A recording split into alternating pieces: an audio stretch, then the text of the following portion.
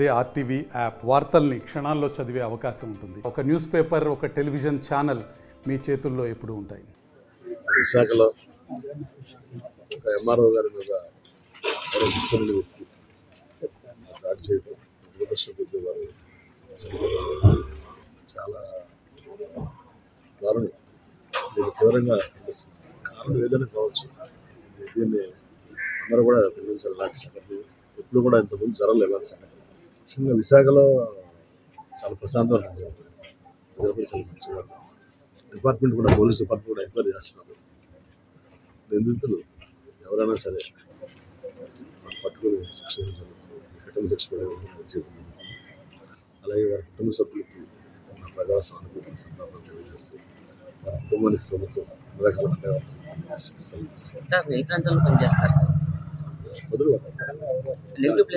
Visakha చెన్నగది place Srikakulam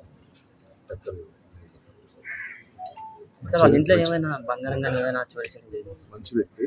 నాకు తెలియదు, ఇంకా ఎంక్వైరీ చేస్తున్నప్పుడు ఎంక్వైరీ చేసి పోలీస్ ఇంట్రాగేషన్ రమణయ్య గారు. మరిన్ని వీడియోస్ కోసం ఛానల్ ని సబ్స్క్రైబ్ చేయండి. లేటెస్ట్ అప్డేట్స్ కోసం వాట్సాప్ ఛానల్ ని ఫాలో చేయండి. అండ్ లింక్ డిస్క్రిప్షన్ లో ఉంది.